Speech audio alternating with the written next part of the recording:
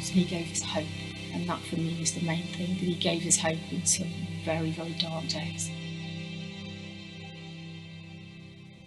Ladies and gentlemen, please welcome Jeremy Hunt.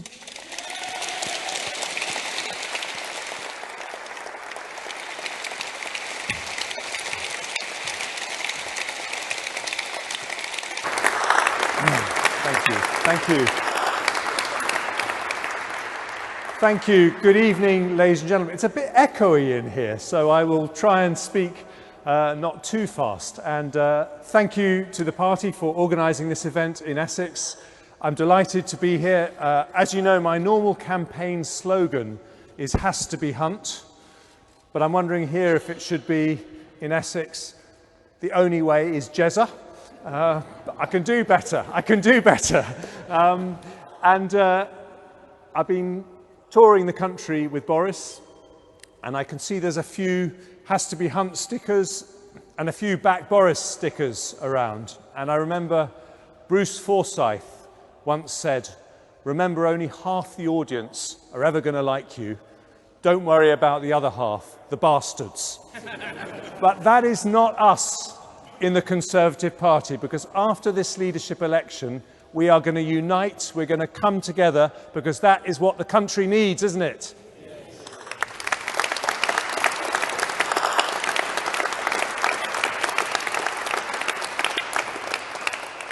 So I am standing here because I want to tell you what I want to change as our Prime Minister.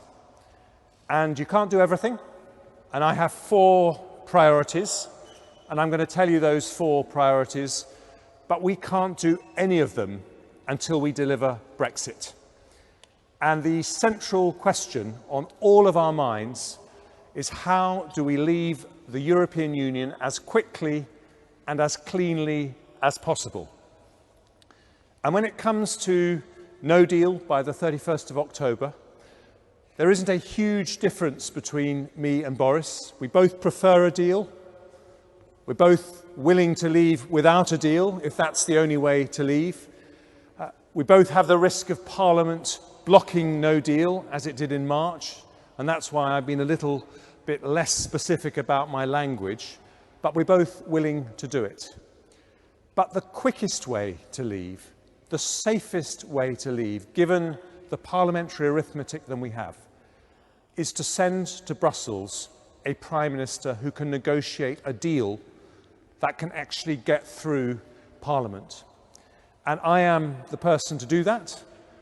And the reason I say that is something that may even have filtered through to Essex about me.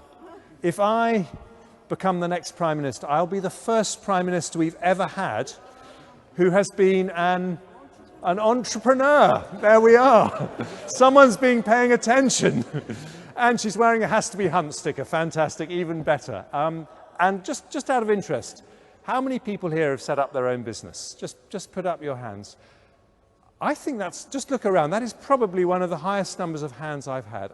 And that says so much about our Conservative Party. We are the doers, the risk takers, the wealth creators, people who create jobs for other people, and we can be so proud of that. And of course, entrepreneurs, every day of their lives, they negotiate. They negotiate with suppliers, with customers, they negotiate on their leases, and that is what I'm going to do to get us out of the European Union. And when I do, we've got those 4 priorities, and I'm going to tell you the very first, which is about business. I want to fire up our economy. I want us to be the most pro-growth, pro-enterprise, pro-business, greenest, high-tech economy in the whole of Europe. We've got, in this country, the best universities in the world. You've got one of them just up the road in Cambridge. I was there this afternoon. We've got more technology entrepreneurs, more medicines being developed, many of them in the east of England. You put all that together, and we could be the world's next Silicon Valley. And why does that matter? Because in 10 years' time, thank goodness, we are not going to be talking about Brexit. We are going to be talking about driverless cars and Amazon deliveries coming by drone and artificial intelligence and nanotechnology and robotics. And if we can be the next Silicon Valley, we can set our country up for the future.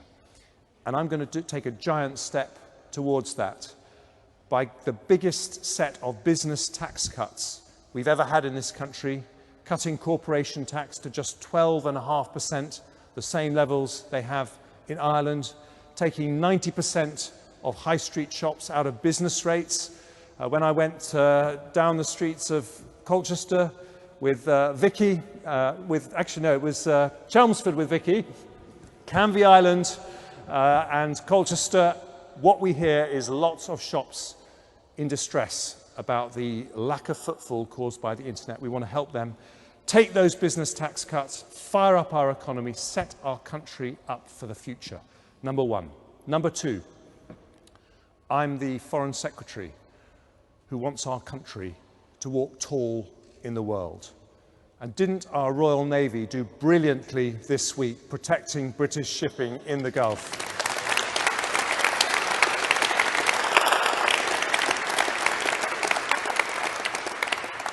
I said I want to put more money into our armed forces, and that's because the world is becoming a more dangerous place. But there's another reason. On the point of Brexit, I want to send a signal of confidence to the world about Britain, that special country that has always done so much more than probably any other country apart from the United States to stand up for democratic values and for the security you need to underpin them. And I want, at this moment when so many people are looking at us and wondering about what our role is going to be after Brexit, I want them to know that Britain is here, Britain is back, Britain's voice is strong in the world, and Britain stands up for our values.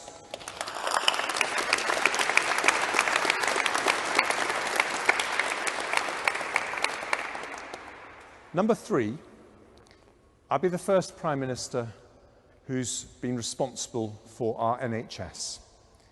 And I think we Conservatives always need to have a social mission and not just an economic mission. People know we start businesses, they know we can create wealth, but they don't always know about our compassionate values. And I want our social mission to be education. Still today, after all the brilliant reforms that Michael Gove and others did, we still have a quarter of our primary school leavers who can't read properly. And we are the party that wants to put a ladder in front of every single young person when they start out on their life. And the first rung on that ladder has to be able to read. And I want us to be the Conservative government that abolishes the scourge of illiteracy in our society and shows the world that we are the party of opportunity for absolutely everyone in our society. And that's what I'm going to do as Prime Minister.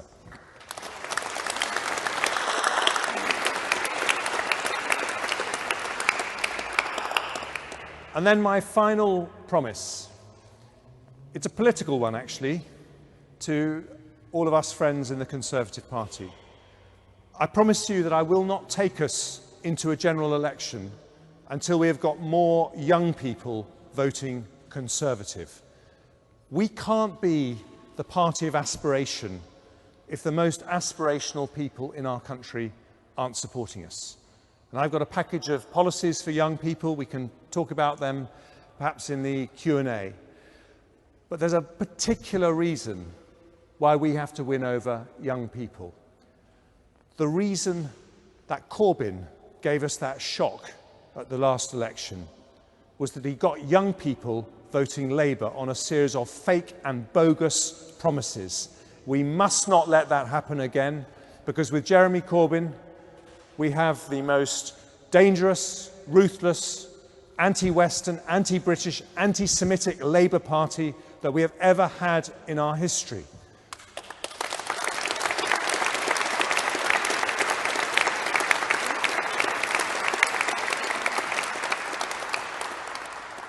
So, at this crucial moment, get it wrong, and we will have no Conservative government, no Brexit, no Conservative Party even. Get it right, and we will deliver Brexit, unite our party, unleash the potential of our extraordinary country, and send Corbyn packing. And that's what I'm going to do. Thank you very much.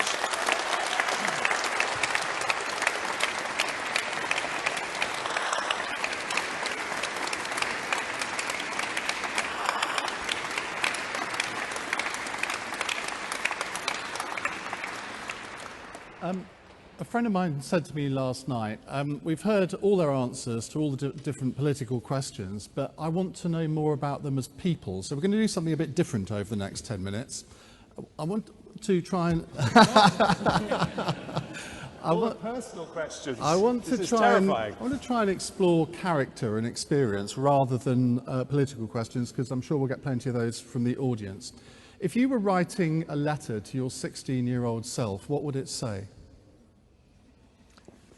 Well, these are great questions, actually. What I would say is, the sky's the limit. This is what my dad always said to me. My dad was a huge influence in my life. He was a naval officer, gave me a fantastic upbringing. But his rule in our family was the two words that were never allowed were, I can't. He said, you can do anything. And every time I came home and I said, I don't think I can get a good mark in this A-level, or I don't think I can learn this sport, or I don't think I can set up my own business, he would always say, you can, and I'm not having you saying you can't do anything, because you can. And in the Navy, you weren't allowed to declare a political allegiance, but he was always a conservative, because that is our philosophy as conservatives, that we can reach for the stars as a country. And I would say that it's different to the American dream. The American dream is a wonderful thing, and I absolutely love it. And we have that ambition to reach for the stars, but there is a decency and a belief in staying true to your values, and an understanding of the power of what we can do as a country, which I think was in many ways forged in the Second World War, when we stood alone together as a country, that makes the British dream a slightly different one. So I think what I would say is, you have to go for it, and when things go wrong, you have to learn and you have to try again. And my business, it was the first one failed. That was exporting marmalade to Japan. I missed the marmalade boom, alas. The second one, that was tourist maps, that also failed. I had a third one that failed, and it was the fourth one that took off. And if there was one thing I want to change in the culture of our country compared to America's, it is that they respect people more when they've had a business that fails, because they say, you've learnt from it, I'm going to back you. Sometimes in this country, the banks run a mile from anyone who's had a setback, and I think we should change that.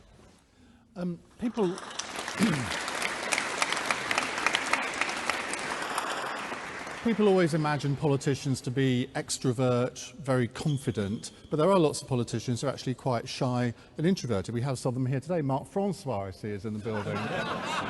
Vicky Ford, dare I say. Do you ever suffer from imposter syndrome? No, I don't think I do. But, I've been brought up with a certain sense of British politeness. Of course, there are moments when you think, I wonder if I can do this. But in terms of this specific job, I think you have to remember the incredible things that our country has done in our history. And, as I mentioned this to you this morning, Ian, but, the D-Day commemorations a month ago, and I was standing between President Trump and Angela Merkel and Theresa May, and you think about the bravery of those men on those D-Day landings. And really, of course, Brexit is a big challenge, but we do have to have a sense of perspective. Our country has faced much, much bigger challenges, not just then, but in the 1980s when we had the miners' strike and all the huge upheavals then. Even 10 years ago when we had that huge financial recession. We are a country that has faced challenges, and I think we have to just remember that incredible grit that we have. And I think that should give confidence to anyone doing the job that I want to do. What is the main thing you've learned from your wife? Forgiveness. Have you ever got the nationality of your husband wrong? She's amazing. She's got a fantastic...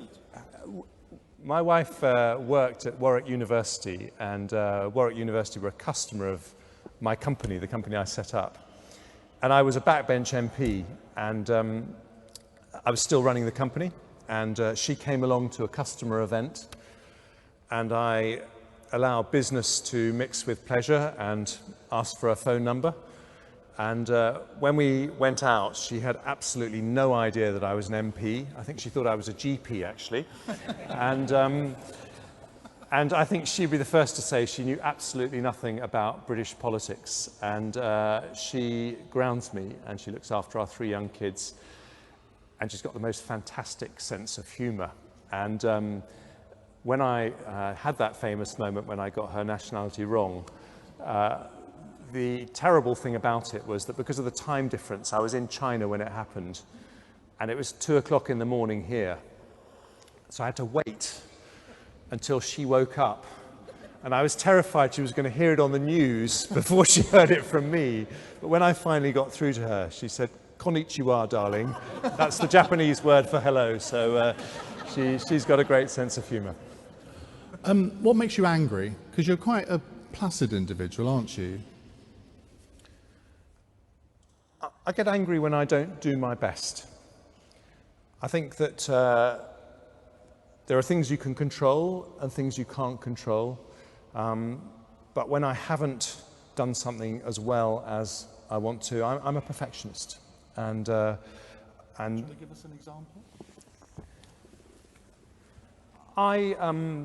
Probably people here will know that when I was Health Secretary, I had a very bitter year-long dispute with the junior doctors. I got my way. I didn't blink, and I think that because of that and a whole series of reforms, I made the NHS safer. But I wish I hadn't had to go into that battle with junior doctors. They are very, very hard-working people. They're the future of the NHS, and I wish I'd found a way to get my message across to them better. And in truth, they were getting all their news from Facebook, and I found it very, very hard to get the message across on Facebook, and that's one thing we've got to get right as a party, getting our message out on social media. So that would be the thing I learned. What's been the best moment of your life?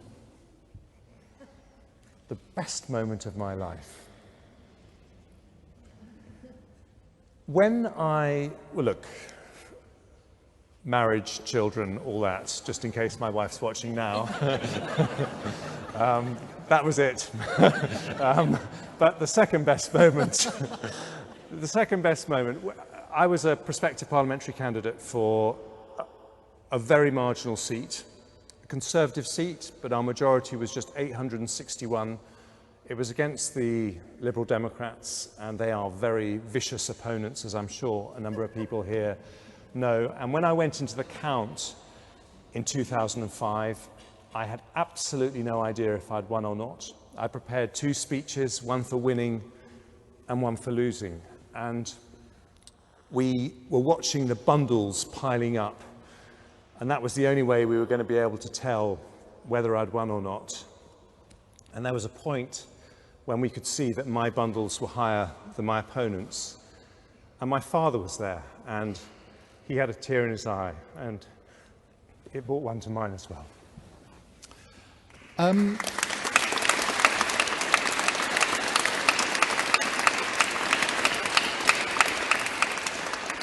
I was going to ask what makes you cry, but I won't now.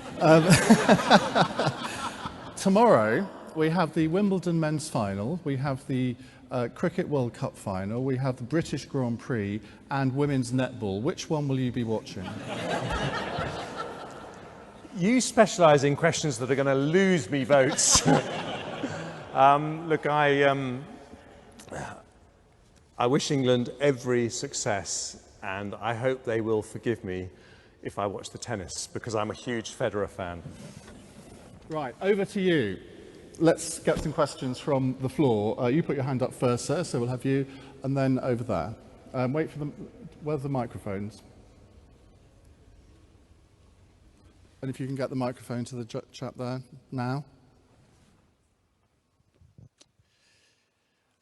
Andrew Parker-Jervis from Saffron Walden. Are you capable of handling the nuclear deterrent? Well, Andrew, I'm sure the answer is yes. It's a huge responsibility, though. My dad was actually in the Navy, was responsible for it for a while, for the operational side of it. And the reason I hesitate in my answer is only that to be responsible for the nuclear deterrent and a believer in the deterrence philosophy, which I am, you have to be someone who's prepared to use it, because otherwise it's not a deterrent. And that is a very big thing, and you have to look into your soul and say, are you prepared to do that? Because you have to protect your country. So I hope the answer to that question is yes. Of course, you and many others will make that judgment when you cast your votes. Because that is a very important distinction between, hopefully, you or Boris Johnson and Jeremy Corbyn, because he's made it very clear that he's not actually quite said it, but I don't think anybody believes that he would, which therefore renders the whole nuclear deterrent useless, doesn't it? So people have got to be confident that you would. I think he's actually said he wouldn't use it. I think he has. And that's why this country is not safe with him. Okay. Right. Gentleman there, and then the lady there. Hi, Jeremy. Rory from London. Just wondering if you could clarify on your comments that you made comparing veterans and the IRA, whether they should be treated the same or whether there should be some sort of difference between the two. Sure.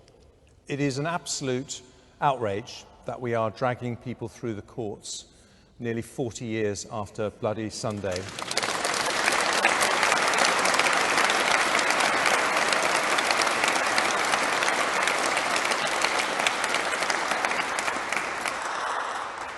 There is absolutely no equivalence between our brave troops on the front line and IRA terrorists. We have to resolve this issue in a way that protects the Belfast Good Friday Agreement, which is one of the huge achievements of the last 30 years, started by John Major and then, to his credit, concluded by Tony Blair. So we have to find a way through this, and I've committed that I will. Great. Lady there, followed by gentleman there. I'm from Norfolk, a manufacturing company, and there's something you said in one of your earlier hustings that I've struggled to make sense of.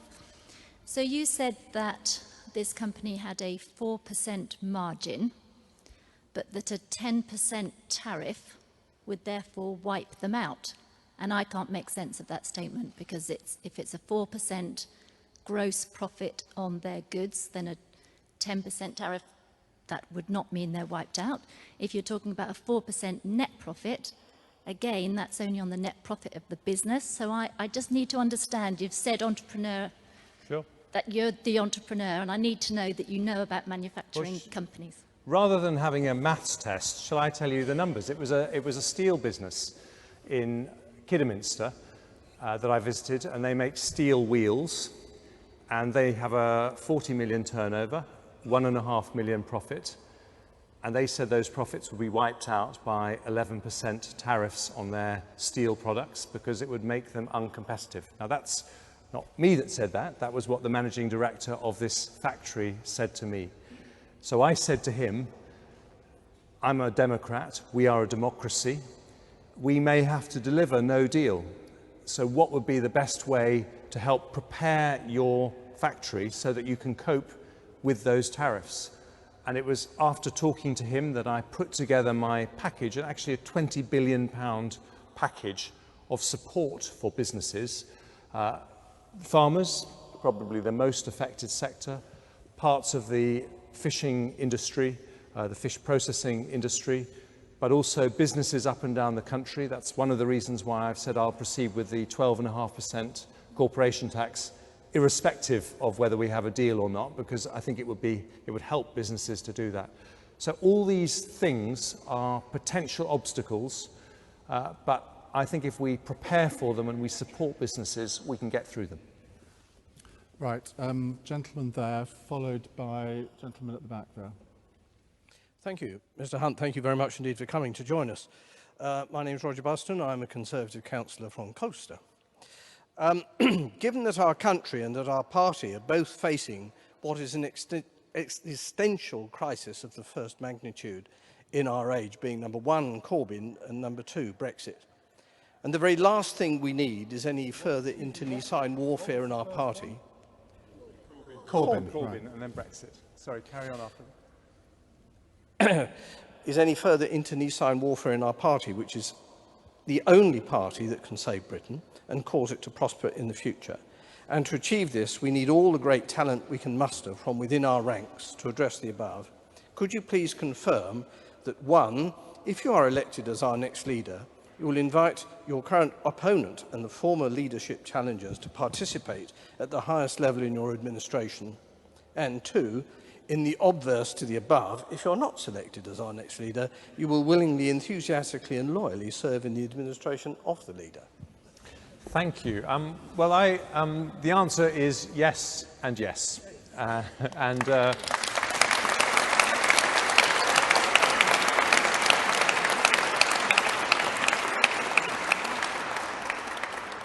It's a very important question to ask, because we have to come together, and whichever wing of the party you're on, whether you're, on the Brexit wing or the no deal wing, the truth is that we won't deliver any kind of Brexit, and we'll be destroyed as a party unless we come together. And we also have to have the DUP with us, because we need them to get things through Parliament.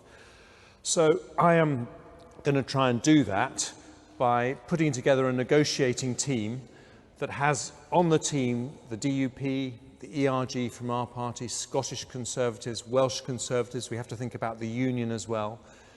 And I will only propose to Brussels a deal that can get through Parliament. And I think it's very important that we do it that way round. And I believe there is a deal to be done there, but we've got to be smart about how we do it. But one of the things...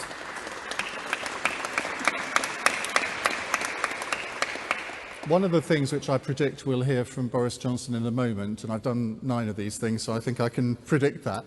One of the things we will hear is he says, well, he's got people from right across the party as part of the 160 MPs that voted for him. The MPs that voted for you were largely from the Remain side. Well, I've got 1 or 2 people in the audience here, actually, like Will Quince from the Leave side. And look, the truth is that to succeed, whether it's Boris or me, we're going to have to draw on MPs from all camps, from all parts of the party, and we're going to have to bring everyone together. And, what unites us is that we're Democrats.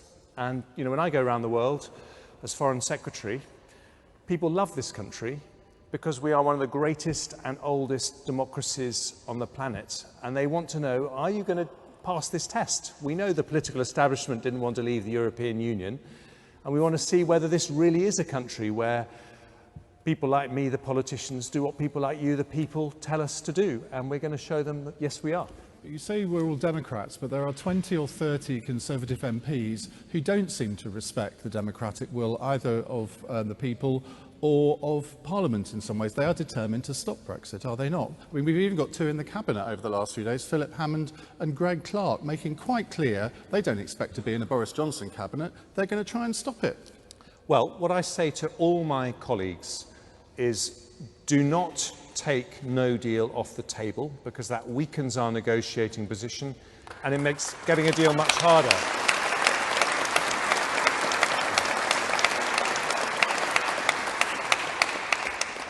But this is why, because we don't just have Conservatives, but we have people in other parties.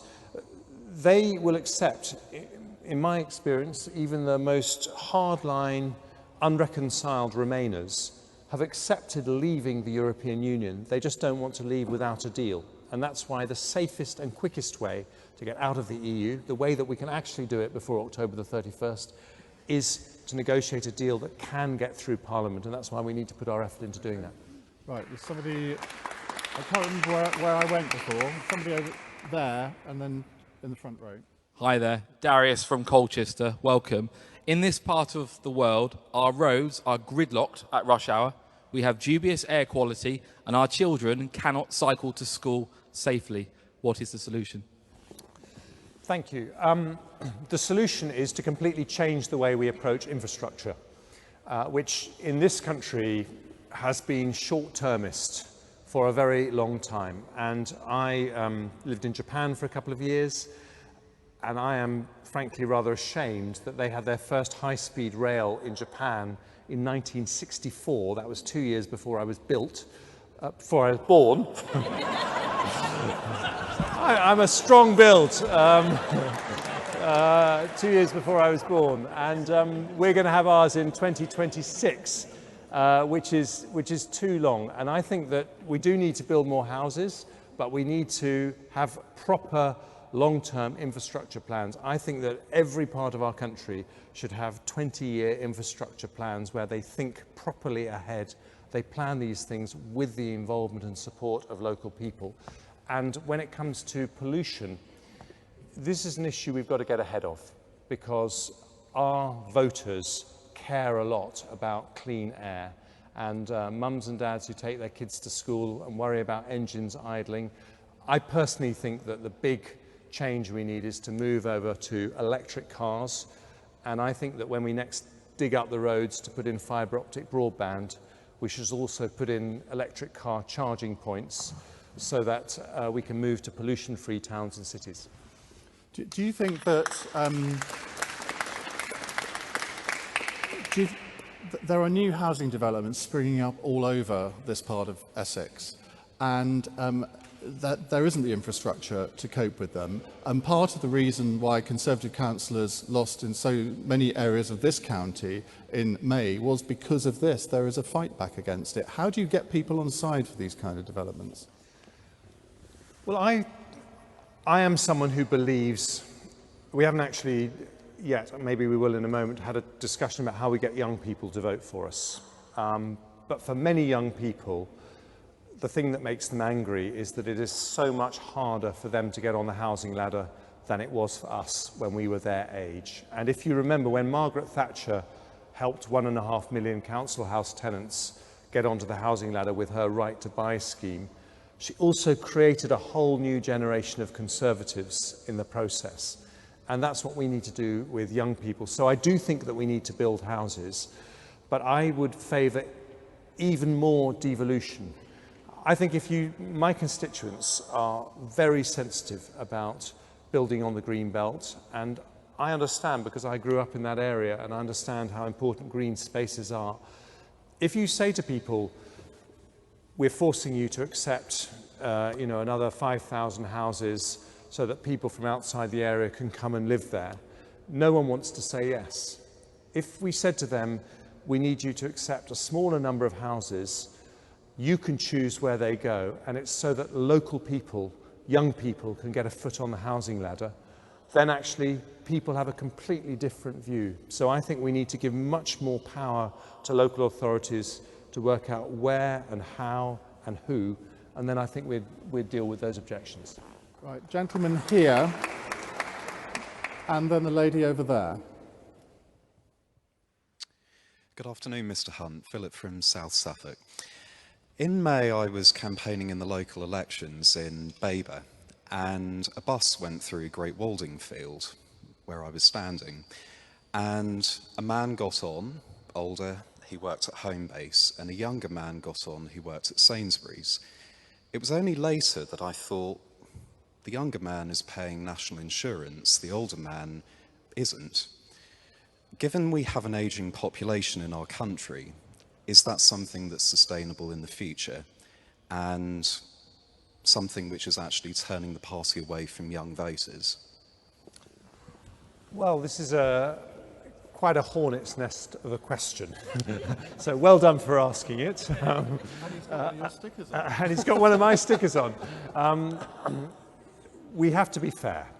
And being fair means addressing the concerns of younger voters, but many older voters would say that when national insurance was introduced, it was to contribute throughout your working life so that when you retire, you can draw a pension. And so once you've made those contributions, it's fair that you should stop.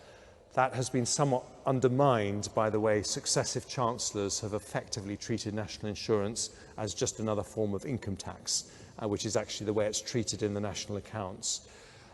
But I would say if you want more fairness for young people, I would go much more directly to what I think is an even bigger unfairness than the difficulty of getting on the housing ladder, which is the tuition fee reforms, which I support. They've given us some of the best universities in the world, and I think that's brilliant for our young people to have those great universities. But I cannot justify 6% interest rates on those loans.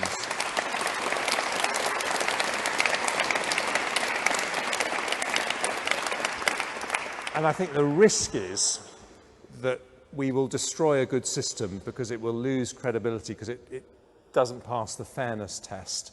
And I don't want to do that. So I think we need to find a way to deal with that issue. Right. Lady there and then the lady there. Hello, Mr. Hunt. I'm Pat Mellis. I'm from Broxbourne in Hertfordshire. If the NHS can fully fund a patient with cancer and all its complexities and expense, why can it not fully fund a patient with dementia and its complexities and expense? And when will you ensure parity of treatment and care for all?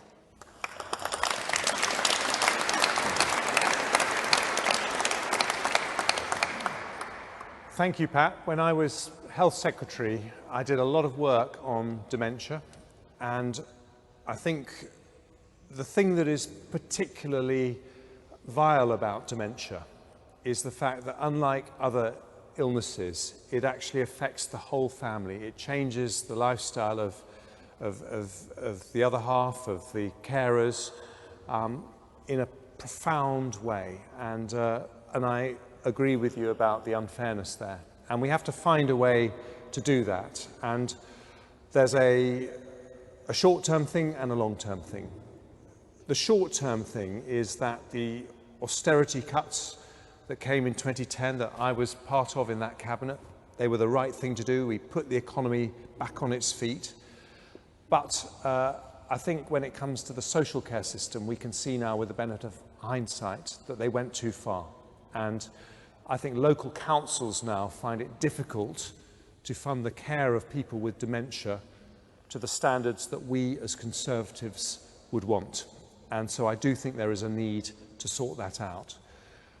But the second thing is we have to recognise that it isn't just dementia, but with an ageing population, all of us are going to need a lot more extensive care in the final few months and years of our life. And we need a society which encourages personal responsibility. And I would like to encourage young people to save towards those end-of-life costs, their social care costs, if you like, when they're young, just in the same way they save for their pension. As painlessly as that, just a little bit extra going in. And I think if we do that, we can start encouraging people to build up a nest egg.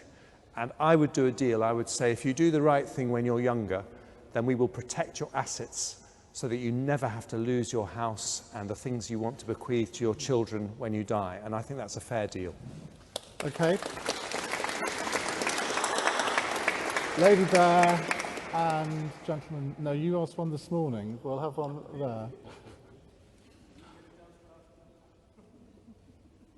Putting the Brexit and policy issues to one side, as Conservative Party members, we have sat and watched our elected MPs arguing amongst themselves and ignore our wishes.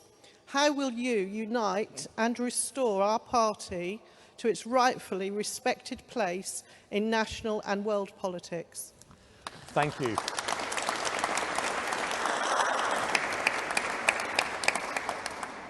Well, I answered the question before about how we get that unity on the Brexit issue. So can I answer that question in a more general way?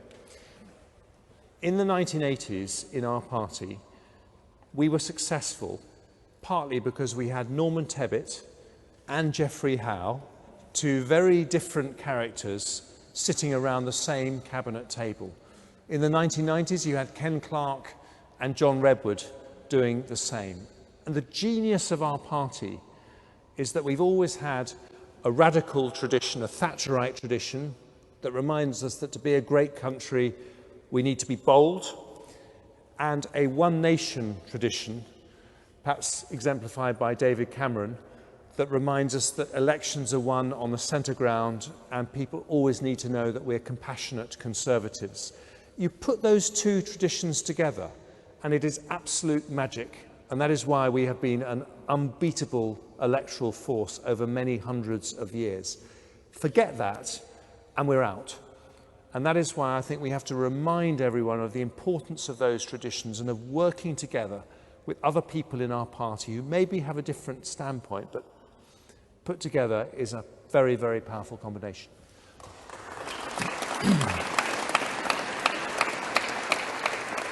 So, which job will you be offering Jacob Rees-Mogg? Well, I think Jacob is actually, I seriously think Jacob is a very impressive and talented person, and he speaks for a lot of people in our party. Gentleman there, then the lady there. See, I did see you. Hello, Roger Hurst, Police, Fire and Crime Commissioner for this great county. Really welcome what you've said, been reported to say about investment in policing and law and order so far in the campaign. I suppose my question is really twofold. Just to make you aware, Essex has the lowest funding for policing of any county apart from Lincolnshire. Most of the funding currently flows to the great metropolitan forces. No, Suffolk's not less in terms of the effect funding per resident together. But the question really is, do you think what you've committed is enough? And can you correct the funding formula so it actually flows to forces which actually are solving these problems like we are here, rather than going to forces that are failing? Well, Roger,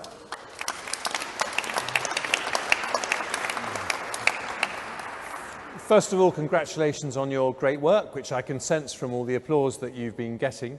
I mentioned before that the social care cuts I thought had gone too far, and my second area of biggest concern is police numbers, and I think we see that in the knife crime.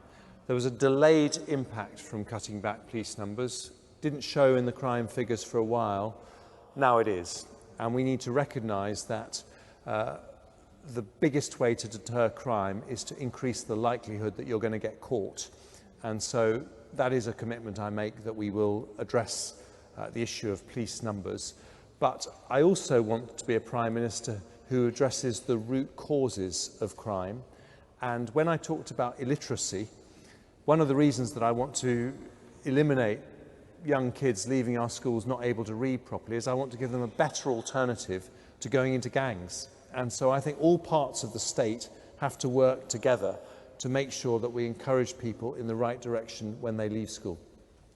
Right. No, the lady in front of you. No, the lady in front of you, please. You go first, I'll follow.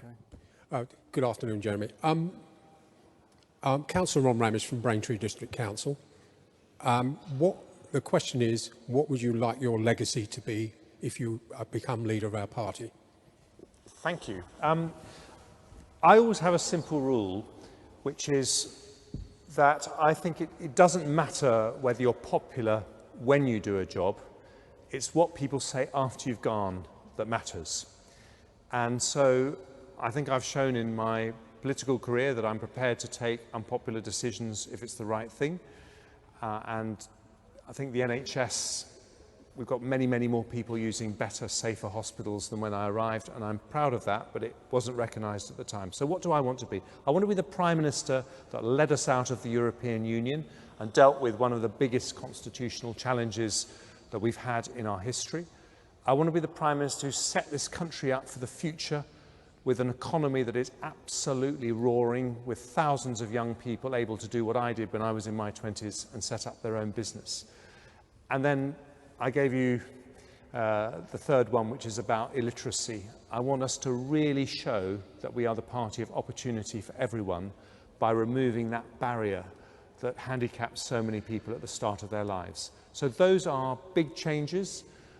They are not necessarily changes that you will see instantly. But if you look back on, I'm not comparing myself to Margaret Thatcher, but if you look back on that Thatcher government, you can see now that was totally transformative because of brave, bold decisions that were taken at the time. And that is the kind of leadership that I think we need as a country. Right. Give it to the lady who I originally meant. Go on. Thank you, Mr. Hunt. I'm Angela from Chelmsford. I do agree social funding and care of our vulnerable people is a huge problem and a great strain on society. I'm just wondering how you will balance that with any younger people on 0 hours contracts, struggling to find rented accommodation, let alone to buy a property. I'm just wondering how you will balance that and how you will engage with them and get them on board the Conservative Party. I think you'll have an uphill job. Thank you, Angela. It's very important. And how do you balance all these conflicting priorities? That's the question, isn't it? Yes. And all Conservatives, because we're decent people, want to find money for important public services like the police, and also want to cut taxes on people on low pay who are struggling to pay the rent and for whom the cost of living is a big issue. The only way you do that is to grow our economy. So if we increased our growth rate from 1.5% a year to the 3% that they have in America, that releases an extra £20 billion a year for public services or for tax cuts. So the Conservative answer to your question is to really fire up our economy as only Conservatives know how. And then when we're in the good position of being able to make those choices, and I know this because I took those hard decisions to put our economy on its feet. And probably the biggest thing I've done in my time in the Cabinet was to get that funding increase for the NHS. But that was partly because I pushed hard for it, but the main reason was because George Osborne took some very, very hard decisions in 2010 that turned our economy round. And I think that's an insight that only Conservatives have. Ladies and gentlemen, Jeremy Hunt.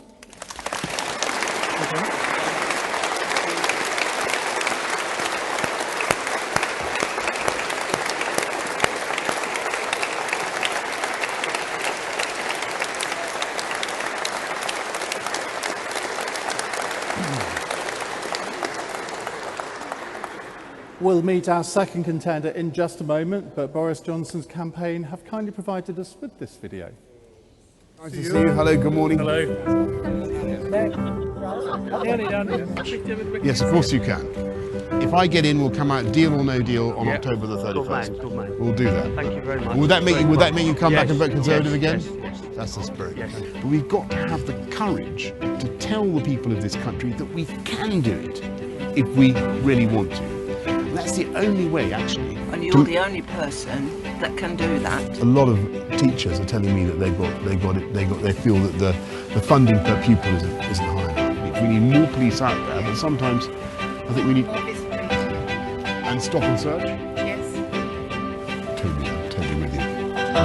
My daughter used to live in University. Safe big city it was when I used to run it. I can tell you we got crime down by 20%, we got the murder rate down. But I also think we need to be supporting the wealth creators in the business sector, because otherwise you're not going to have the dosh to invest. Right. Cut some taxes and you'll get more money in. Would you normally think of yourself as a Conservative voter, would you say? No. No?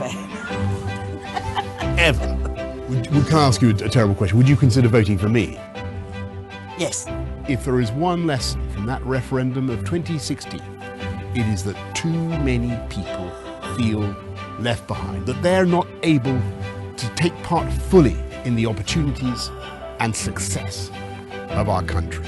That's why now is the time to unite our society and unite our country, to build the infrastructure, to invest in education, to improve our environment and to support our fantastic NHS, to lift everyone in our country, and of course also to make sure that we support our wealth creators and the businesses that make that investment possible. Now is the time for us to believe in ourselves and what we can do. And that's why I am standing to be leader of the Conservative Party. Ladies and gentlemen, please welcome Boris Johnson.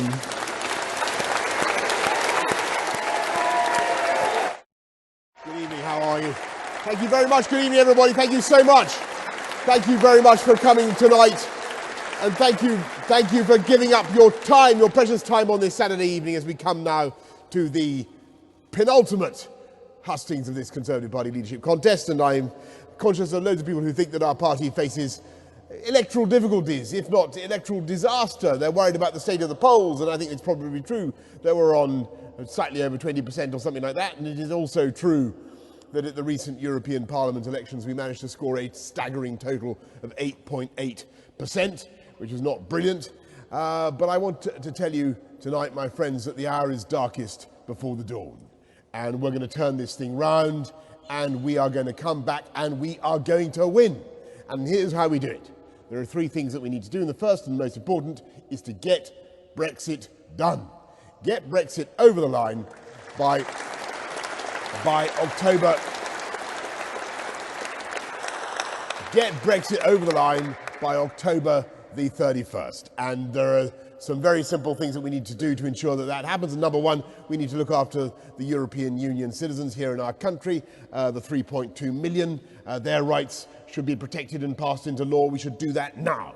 Put it into law in a supererogatory as soon as we can, in an ex gratia and supererogatory way. Just do it. We should have done it 3 years ago, don't you think? Look after them, absolutely.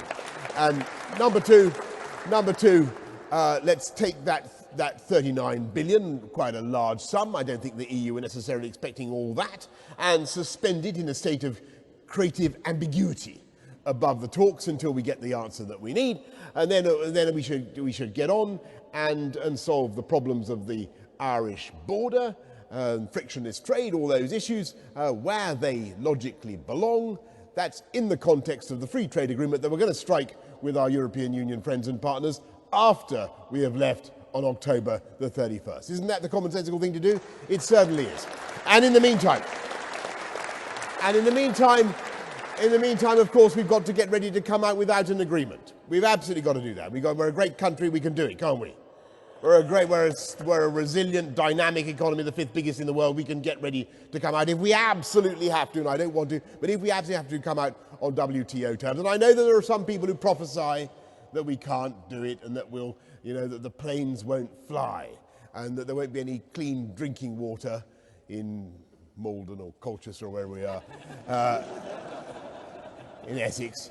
And they say that I heard the Department of Agriculture said that there was a risk that we wouldn't have sufficient supplies of glucose and milk solids and whey to make the the Mars bars on which our children depend.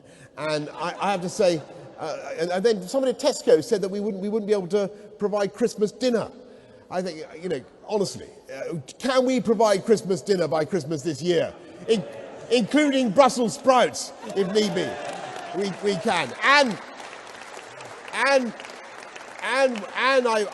The planes will fly, and there will be clean drinking water, and there will be ample supplies of glucose and milk solids and whey to make the Mars bars, because where there's a will, there's a way. Ladies and gentlemen, you were braced for that one. And then we get on with delivering our modern Conservative agenda. And what I want to do as our Prime Minister is to do, roughly speaking, what I did in London when I was mayor, and that's to unite the country, bring it together, level up with better education funding. More education funding for all our schools, and levelling up so primary schools reach 4,000, secondary schools reach 5,000, putting in better infrastructure as we did in London. We massively increased capacity on the tube, fighting crime, put 20,000 more police on the streets. We've cut the murder rate in London by 50%, radically reduced knife crime and other types of violence. That is what we need to do with this country. And I want to be the Prime Minister who does, for instance, for Northern Powerhouse Rail, what I did for Crossrail in London, and who does for the West Midlands, for connectivity in the West Midlands, where Andy Street has some fantastic ideas, what we did with the tube upgrades. And isn't it time we did something to improve the A12, my friends? I thought you might like that. And while I'm on that subject, of infrastructure, I think it is absolutely pathetic in this country that did so much to pioneer the internet and the World Wide Web. We have only 7% of households that have access to full fibre broadband. Come on, in Spain they have 90% access, and we should do it. No more manana attitude. Let's radically accelerate full fibre broadband. And people will say, well, how are we going to pay for this infrastructure and this wonderful education that you want to improve and broadband? Actually, there is headroom. There is headroom. We can do it, and we should do it now. But I'll tell you something, the way we pay for it is the way we Conservatives always pay for great public infrastructure and great education and the great NHS. That's because we also understand and believe in the wealth-creating side of our economy. And we support the wealth creating, we support business. And we do what we can to alleviate the burdens on business and industry and entrepreneurs. Because that is the way to generate the income that we're always going to need to pay for fantastic public services of all kinds. And that is at the heart of our One Nation modern Conservative vision. And that is a compelling vision that we can sell to the electorate, and I believe win on that manifesto, because there is one group of people, or certainly one individual surrounded by a group of semi-Marxists who doesn't understand or believe in that agenda, and it's of course Jeremy Corbyn and the Labour Party.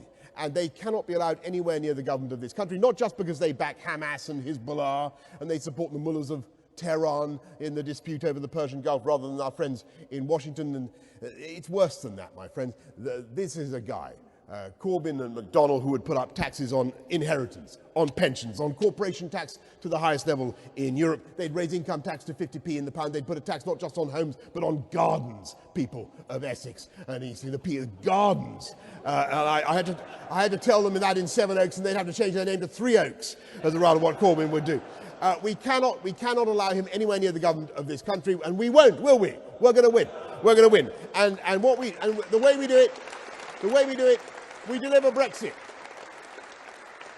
We deliver Brexit, and we burst those two puffballs, the Brexit Party and the Liberal Democrats, sort of sprouting saprophytically on the sense of decay in trust in politics. We burst it, we get all those hundreds of thousands of good people back voting for us again, and then we wallop Jeremy Corbyn and his team for 6. And let me tell you, the last time I was called upon to defeat an emanation of the London Labour left, considerably wilier and more devious than Jeremy Corbyn, we beat him when our great party was 17 points behind Labour in London. We did it then, we can do it again. With your help, we will. Thank you very much for listening, and I hope I can count on your support. Thank you.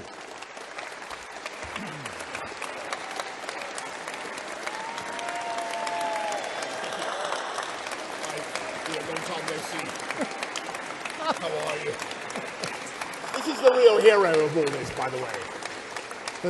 There's a lady there that is very keen for you to know that the whole of Southend backs Boris. Well, I wish it were true. Thank you very much. Thank you very much. Right. We're going to do something a little bit different now, and I did the same with Jeremy earlier. I'm not going to ask you political questions. I'm going to ask you questions about values and character.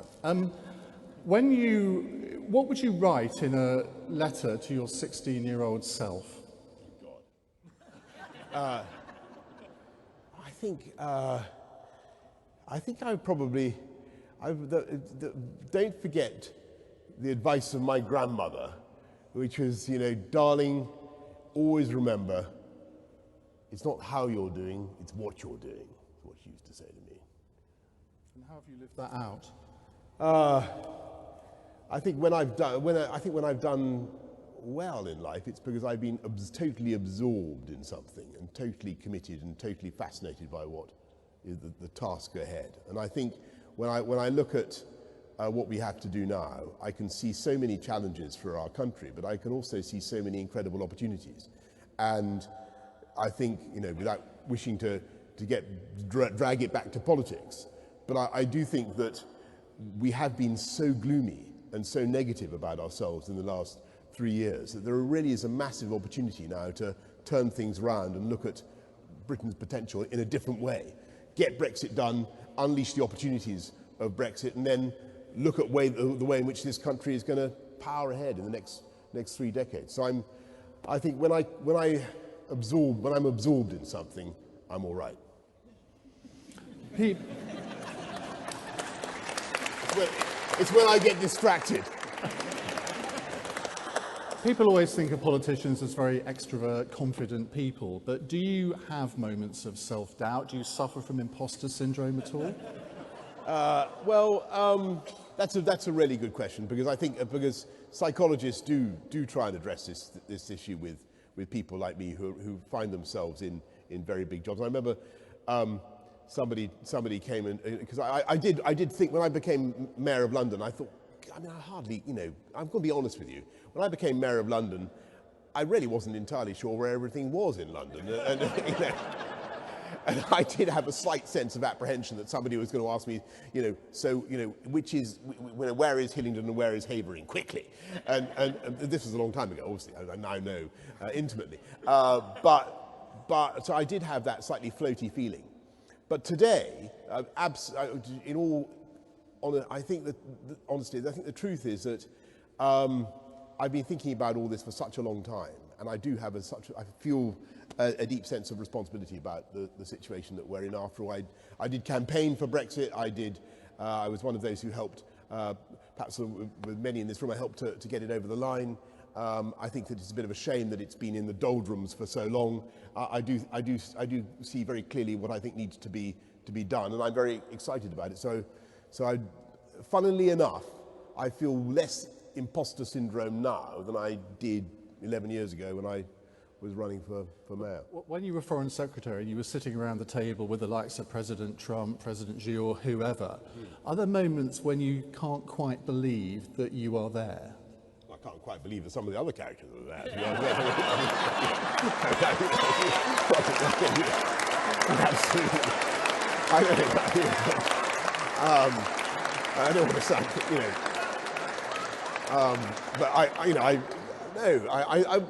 look, obviously it is a great honour to be called upon to represent your country in any capacity, and I think anybody who who goes to these. I see Vicky, who's in the European Parliament. We all, everybody who goes to represent our country abroad does feel a sense of pride, and you have to be. Yes, you do occasionally pinch yourself, but you just get on with it. You have a great ability to make people laugh, but do you think that's also a disadvantage as well as an advantage? No, I think it's absolutely vital. And I'll tell you why. Because if you can engage people's interest through any technique, whatever, you will get your message over. And what I think I noticed about people listen to what I say and they remember. Perhaps they remember the gaffes as well. But I don't mind that, provided they also remember the simple messages that I try to get over. And I think what I want people to take away from tonight is that we need to deliver Brexit, unite the country, and defeat Corbyn. Right? Those are the three messages. But I also hope that people will remember the way that we're going to beat Corbyn, and it's by getting back to solid, pragmatic, one nation, modern conservatism, where you believe in the market and fantastic public services. It's a winning formula, and I want us to focus on all that again and to talk up. So that means talking up enterprise as well as public services. We haven't been doing enough of the first, in my view. What's the main thing you've learned from a member of your family? The main thing I've learned from a member of my family, boy.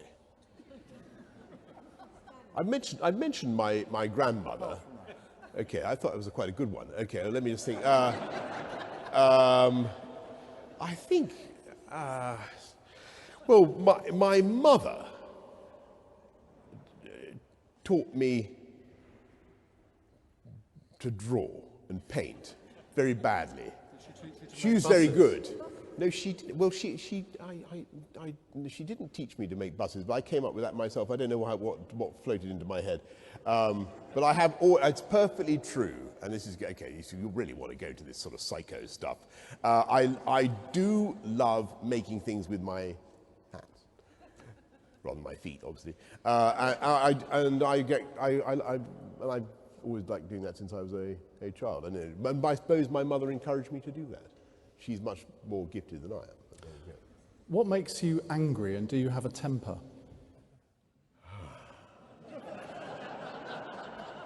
Very, very few things make me angry, with the possible exception of being defeated at tennis by my sister. That's probably the only thing I would. But and even then, I don't really get very angry. I don't think. I've become much more. I don't know whether anyone else has noticed it. I'm much more.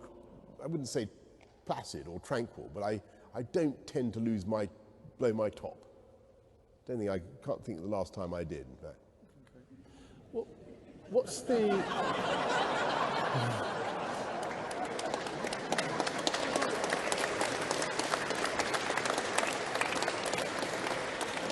See, if I was Andrew Neil, I would now push you on that, wouldn't I? But I'm not going to. No, you can. All right, okay, all right, then I'll push you. Yes. When was the last moment you lost your temper, then? Well, I don't think I don't, oh, God. Was it when the audience booed me in Birmingham? No. Oh, sorry, they booed you or booed me? Yeah, you were losing your temper on my behalf. Yes, no, that's right. Well, I thought it was, they didn't really boo you, though. No, they did, yeah. No, they didn't. No. Anyway, I was on your side then, and continue to be on your side. This guy's been a total hero, by the way. I don't want to sound sort of as I'm sucking up to Ian, but he's done an amazing job of keeping this whole show. Well, it's amazing that you and Jeremy and I are still on talking terms after 9 of these. I know. Isn't it? I'm dreading the last one where I issue the coup de grace. What's been the best moment of your life so far? Oh boy. Well, that would unfortunately fall into the category of talking about my family and loved ones, which I've cunningly demarcated for the last 30 years as being off limits. But it would be in that general area. Apart from that? Apart from that, that's most of them, isn't it? Well, best, I suppose.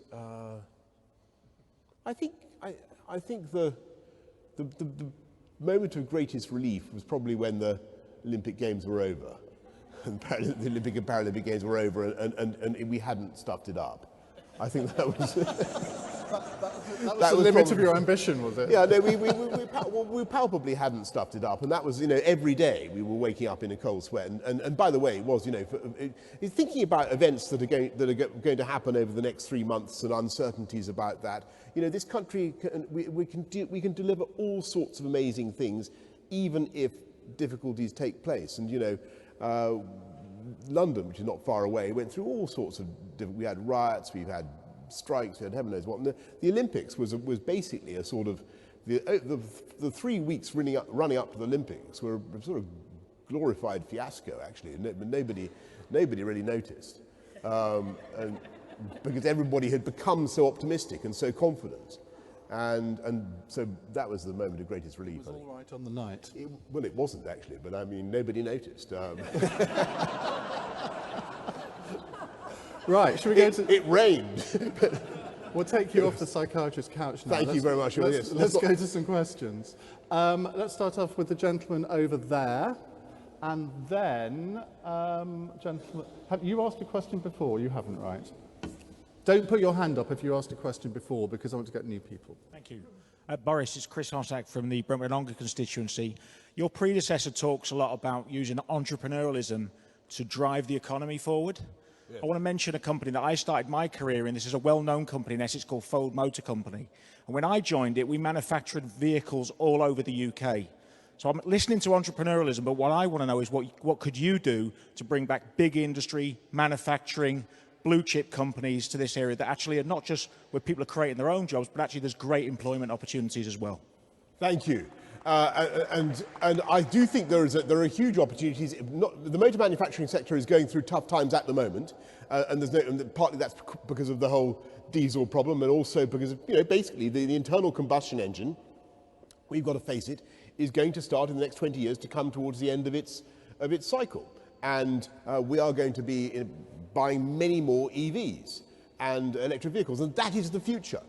And we should be incredibly excited. You saw the massive JLR investment, a £1 billion factory they're going to put investment they're putting in the West Midlands again.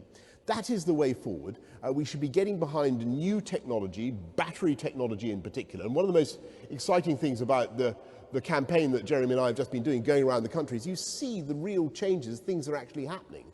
And the West Midlands again is the home of an industrial revolution, but this time it's in clean, green technology. And that's where I think we should be going. So if I'm lucky enough to succeed in this contest, I want to see us getting full square as a government behind that type of high value, high skill, clean, green motor manufacturing technology. That's the future for the motor manufacturing industry in this country. We should support it 1,000%. Okay. Gentleman there, and then we'll go to the lady over there. Neil Weston from Suffolk. My kids have gone through university and come out with big debts. What's a fair tuition fee? Well, thank you very much. I think one of the troubles with the whole tuition fee thing was that when we set it up, we thought that there would be a market. And we thought that some universities would offer different prices for different courses, and that actually, of course, all the universities charge top dollar for everything. Because they didn't want to think of themselves as in any way offering something inferior to the next university. You can understand the psychology of that. The result is students do have huge debts. I think the answer is to look at the interest rate that students are paying, and I'll make and that should be coming down. It's too high. I'll make a further suggestion, and I'm going to develop this idea if I'm lucky enough to get it. I think that the maintenance, the costs of living for students and the debts they thereby accumulate are also horrendous, and particularly for poorer families. And we must be doing more to help them. And so, there used to be a system of scholarships to help kids with the costs of their maintenance and their living. I want to bring that back as well. So, but the biggest issue for kids coming out of university is not just the oppression of their debt, but the cost of housing, and that is a very difficult one, and we Tories have to solve it without building all over the green belt. And that's a big challenge for our generation. Okay, lady there, then the lady here. Hi Boris, Nikki from Malden. I know you don't want to leave with no deal, but you say you will. So I'd be interested to know, if we did leave with no deal come 1st of November, your response in 3 areas. So firstly, the Irish border. Secondly, integrated manufacturing like cars. And then thirdly, the type of trade deal that you would then negotiate. So waking up on the 1st of November, what would you do?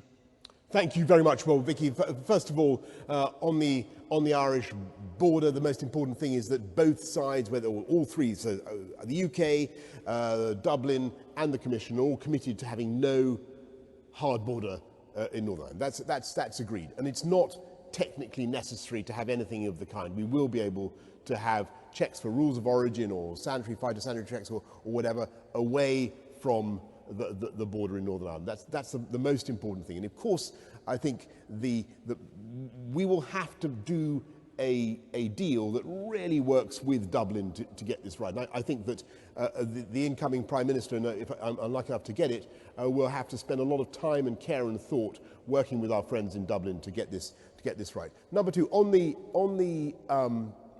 supply chains and manufacturing. There is a huge amount that's already been done, and the situation has been greatly improved. And I'm confident that we will be ready on the 31st. But I stress, we don't want to come out, the 31st of October. We don't want to come out with no deal, and that's why it's so vital that we prepare for it and we get ready, because it's only by getting ready for a no-deal outcome, that you can be convincing with our European friends about what we're capable of achieving. And it's under those circumstances that they'll give us the standstill or the protraction of the existing arrangements that we need. And then we do, to come to your third point, it's in that context that we do the free trade deal. And it should be broadly a deal on what they call Super Canada lines. It should be a big, all singing, all dancing free trade deal. But that should only be the kernel at the heart of a big new partnership between the UK and the EU. I think one of the problems with our approach in the last 3 years is we've been both too defeatist about the negotiations, but also not positive enough about our European friends. You know, it's so sad that our kids don't learn German or French anymore in the way that my generation did, let alone Spanish or Italian. We need to be encouraging exchanges. We need to be encouraging the teaching of European languages, and that's what that's a really pro-European thing to do. We should get back to that and rebuild those partnerships.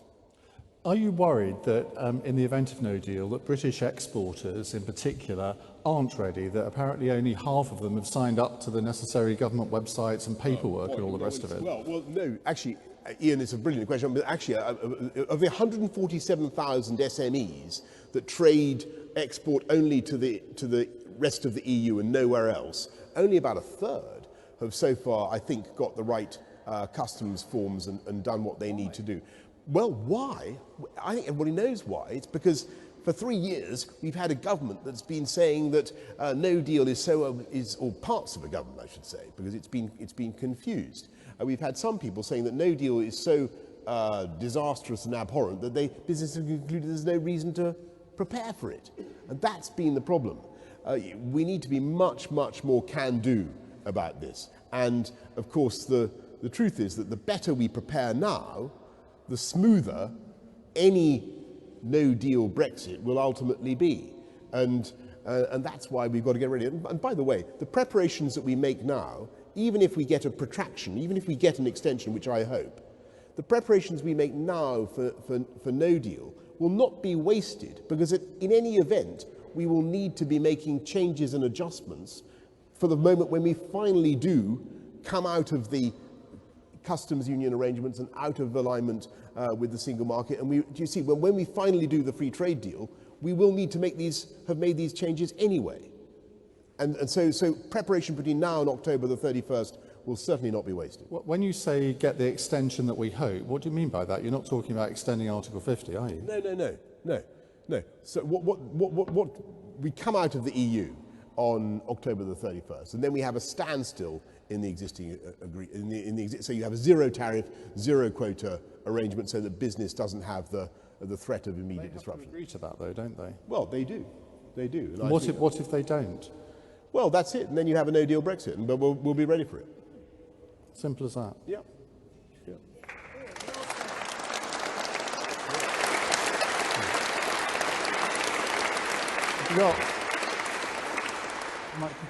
Have you got the microphone?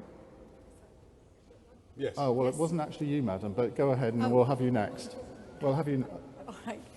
Good evening, Boris. I'm Linda Cross from Bury St Edmunds. And my question is this.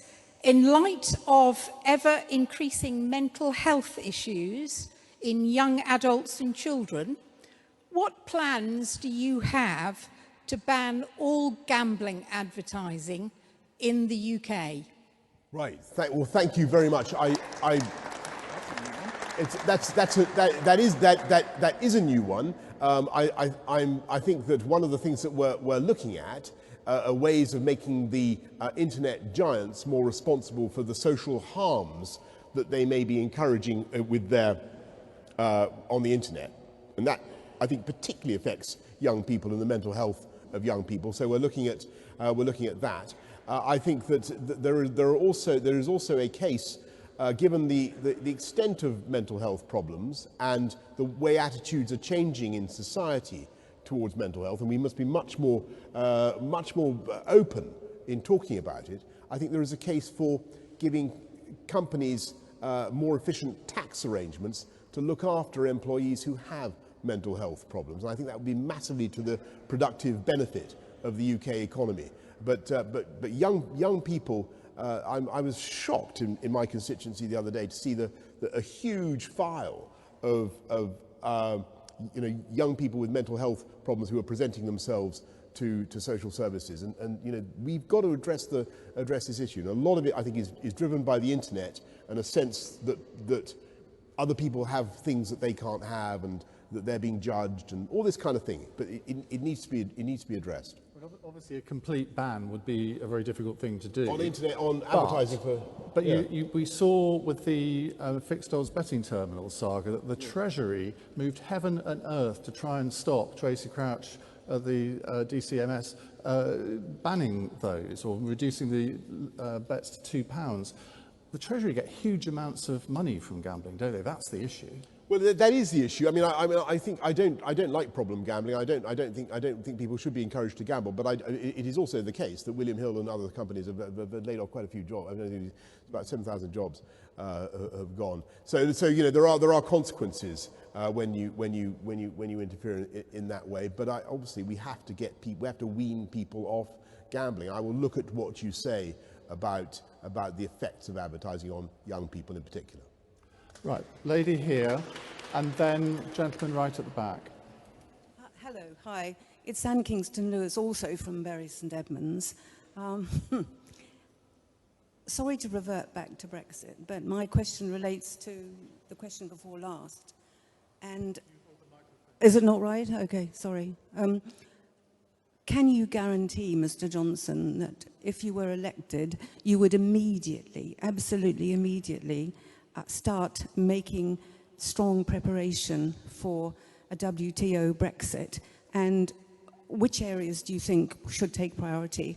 And there's another question related to that. The side deals that have apparently been agreed in the past, which would sort of maybe smooth our exit if we were to go out without the withdrawal agreement. These side deals, does the EU have to agree to them, even if we leave without a deal? Well, that's what it's for. And is it possible that you can see that we could make many more of these side deals? Thank you so much. Well, listen, on the side deals, a lot of them actually are very far down the track. So on aviation and financial services, many other areas, a huge amount of work has been done mutually between us and the EU. The areas I would want to focus on, particularly from July the 24th onwards, or 23rd, or whatever it's going to be, onwards, would be the chains of authority in Northern Ireland, which we must get straight. Everyone's got to understand how to deal with a no-deal Brexit there. There are issues that still need to be resolved. It would be helpful if Stormont was back. I think the agricultural sector also needs some work on it, and we need to make sure that we have plans in place for whatever it's going to be, whether it's export refunds or deficiency payments or farm gate. You're going to need things ready to support the farming sector if we come out on no deal, and that is another key area of focus for us. Right, gentleman at the back, and then gentleman here. Good evening, thank you, Ian. Hello, Boris. My name is Andrew, I come from Braintree, and my question is on the 14 million disabled people who are supported by approximately 7 million unpaid carers, which saves £139 billion off the NHS for a mere £60-odd a week.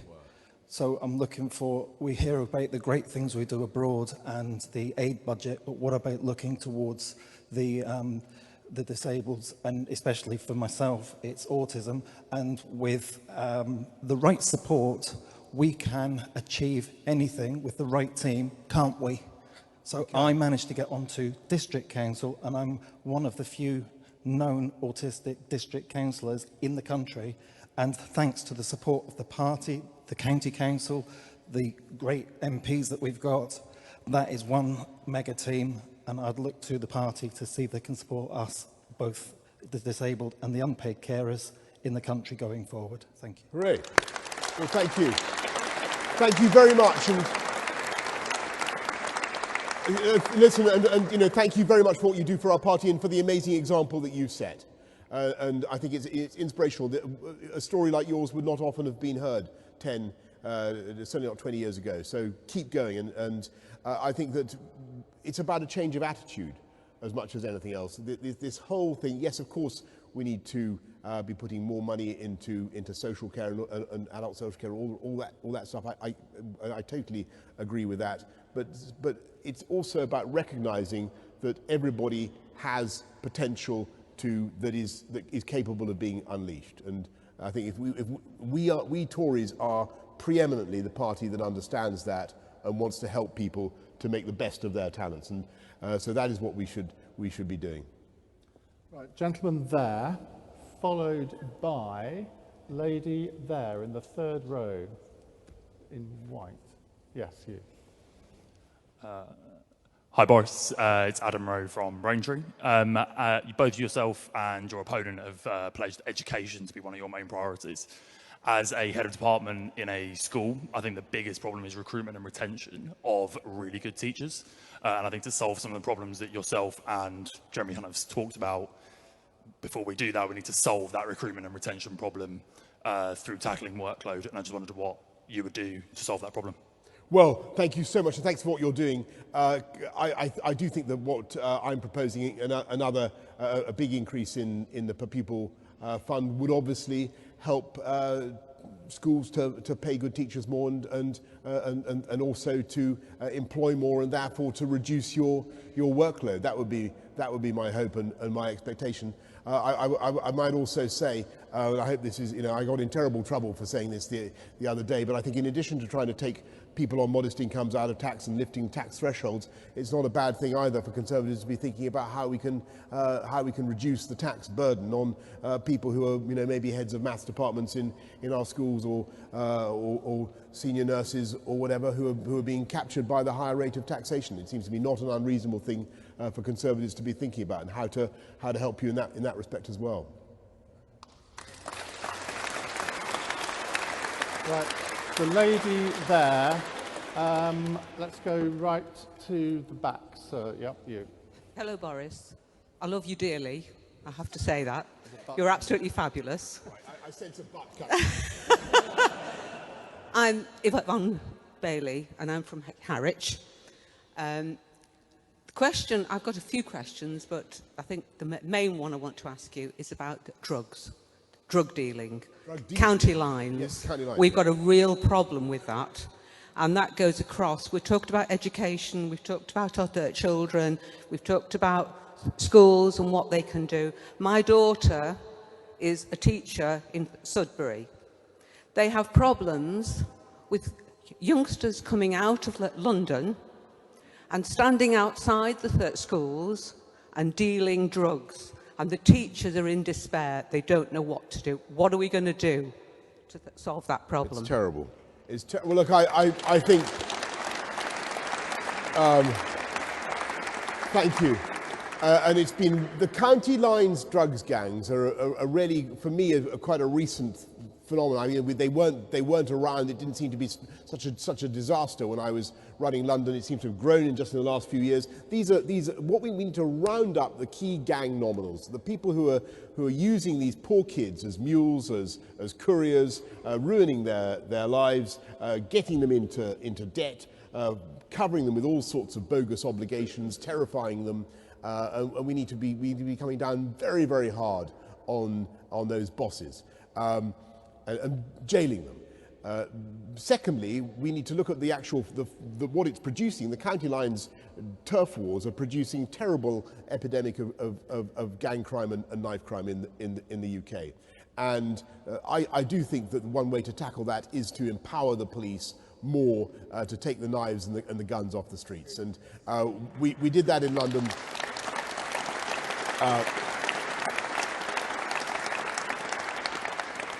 We did that in London with a lot of success. As I said earlier, we told the police they could do stop and search again in a way that was very, very, it's a very emotionally challenging thing, stop and search, both for the person who's asked to give up a knife and for the police officer who's asked to do it.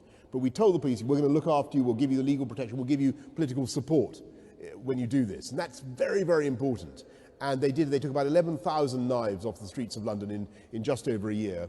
and serious youth violence went down 32%, and as I said, the murder rate went down 50%, and we held it right down for 4 or 5 years with that kind of a mixture of tough policing, but a lot of engagement also with the kids, giving them stuff to do, diversions of many kinds, but above all, employment. I mean, the prospect of a good job, which is what we Conservatives offer.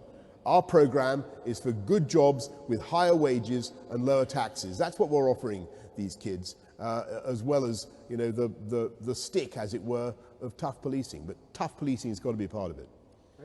Right, gentleman at the back there, and then we'll go over there, behind the glasses, yeah. Good afternoon, John DeVries from Chelmsford. I'm a retired police officer. I've spent 35 years in the service of Essex Police. I welcome the fact that you've announced these 20,000 extra police officers, but the fact of the matter is that that's little more than redressing the losses in recent years, mainly under our watch. And one of the things I note is when I joined the police 35 years ago, just about every police officer was a Tory supporter. Nowadays, it's anything but Tory, and that's an absolute shame. We have got to show that our government supports, trusts and respects our police. At the moment, we're treated like naughty little children that need to be controlled and regulated to extinction. So what will you do to show that the Conservative Party does trust and respect the police and return us to being the party of law and order? Well, thank you. I think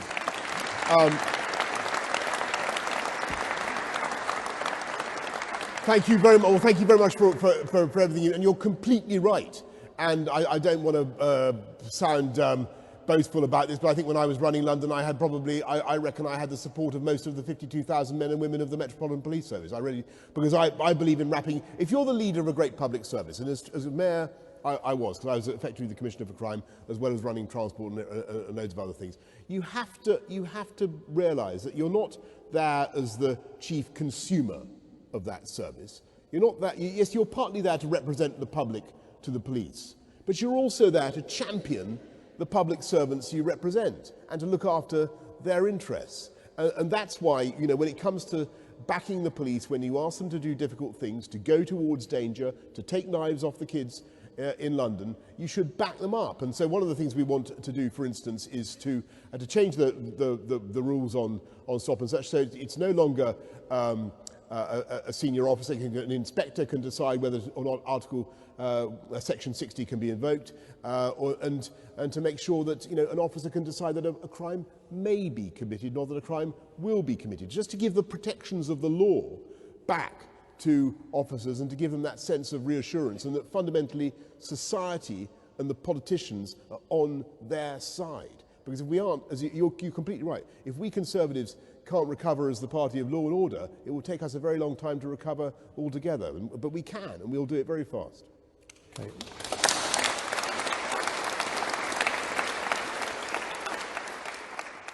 My name is George Jabour. As an immigrant from Syria, I completely agree with your suggestion that immigrants should learn English. Actually, my way to integrate in the UK has been to travel to every region of the country and fight unwinnable seats for our great party, most recently as mayor for Mansfield. So my question is, how would you reform the system to ensure that we prioritize highly skilled migrants who are willing to integrate in our society? Oh, well, thank you so much. And can I thank you for what you're doing for our party. It's wonderful, and I keep going. If I'm lucky enough to be elected, I will try and help you wherever you are. I mean, I don't think I could get elected in Damascus South, but if you could, please continue, and we will help you.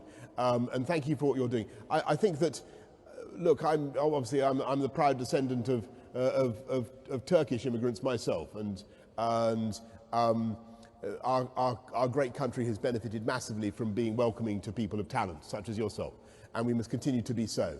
But we must do so in a way that is controlled, and that was partly what the Brexit vote was about. It wasn't that we wanted to be in any way adverse to people of talent coming to this country. We know how much our economy has benefited from talented people coming to the UK.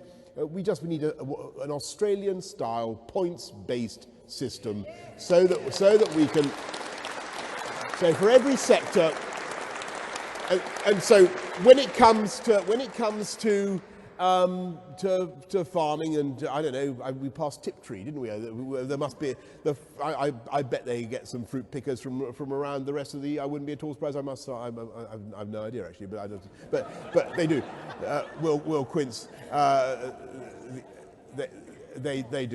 They do. And so we must ensure that we have a commonsensical system that enables seasonal workers and indeed full all year round workers to come to this country without too much hassle.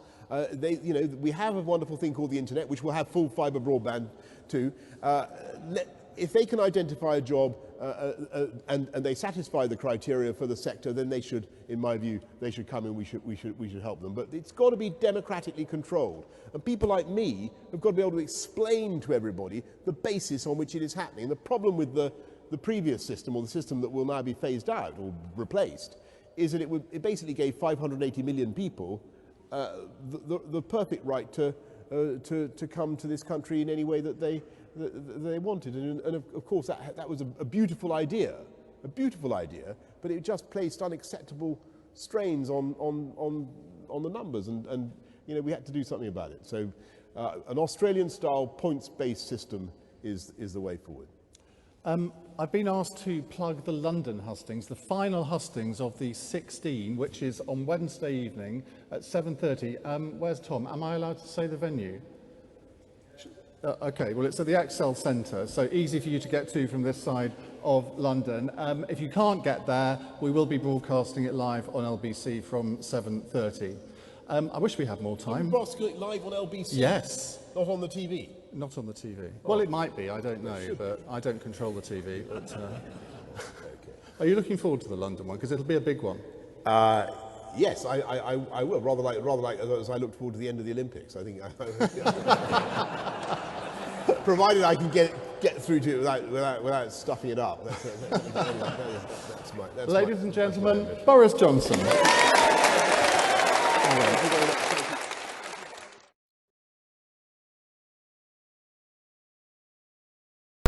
I'm just going to say, I would prefer Boris than Jeremy Hunt. Jeremy Hunt's a boring tosser, isn't he? Fucking hell. I mean, I don't like both of them because they're Tories, but if you take the biased hat off, I would prefer Boris Johnson. At least he's interesting. He waffles and he's pretty funny, and like, I stream politics, so I don't want to stream Jeremy fucking Hunt every week at the dispatch box. Like, oh god, no, my mind would just fucking. He's like Theresa May in a pair of pants. We've had enough of Theresa May. Go away. Ugh. Yeah, Maybot, go away. At least he will be funny at the dispatch box. Versus Jeremy Corbyn. Yes, that would be interesting. I don't even think Jeremy Corbyn's going to be in a job for much longer, to be fucking honest with you. So that should be interesting to see how the Labour Party implodes, which it is, in case anybody didn't notice. This anti-Semitism thing. This anti-Semitism thing won't go away until Jeremy Corbyn's actually left the front bench, in my opinion. I think he's stuck with it. I will be stuck with it, especially up until an election anyway. So it should be interesting to see how it pans out. But he's got it down. I think he's won it, which wouldn't be a surprise to anybody with half a brain. If Jeremy Hunt wins, that will be interesting. Can't see it happen, but that would be interesting. And boring. Boring as fuck.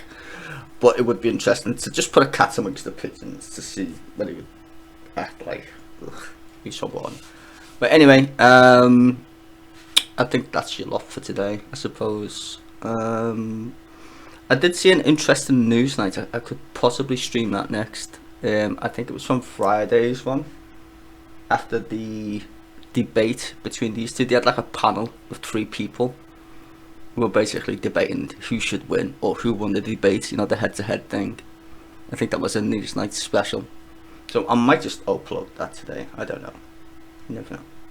But if I do, you'll see it if you hit the bell button and all that shit.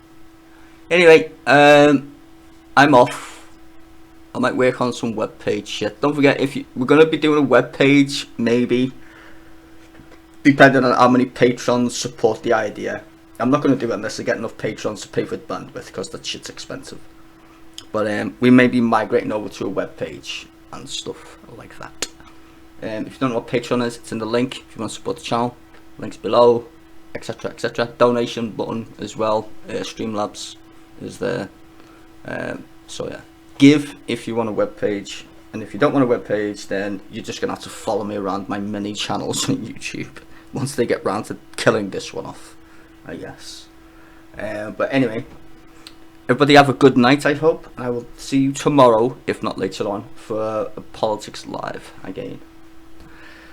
Good night, people. Maybe. Maybe. I think I'll go and play some Counter-Strike. Let my hair down. Not that I have much hair, but you get the point. Goodbye. Or ta-da, as we say in Liverpool.